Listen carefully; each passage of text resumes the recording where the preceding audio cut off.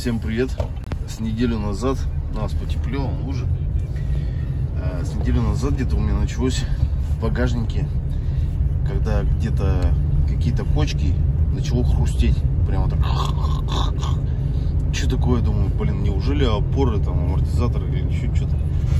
Сначала, в багажнике хлама куча, там баллон газовый. Я, короче, сначала все освободил. Багажник убрал, все равно скрипит. Под картон, где закрывает нишу запасного колеса, там картонка ложится с ковролином, которая, положил туда материал. Думаю, а оно что ли там, блин, скрипит? Нифига. Короче, регулировал багажник резинками этими, регулировал, нифига, хуже только стало. Короче, в чем прикол? Просто вышел как-то с товарищем, стоим на улице, и я руку положил на багажник, просто положил руку, и звук такой. Я надавил багажник вот так вот сверху, и как раз этот звук пошел.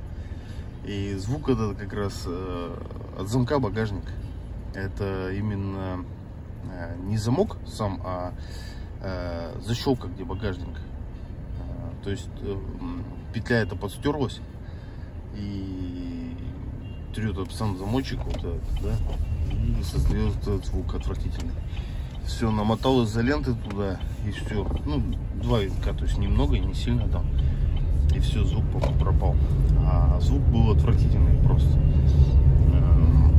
Пришлось обратно весь хлам в багажник сгружать. Всем пока.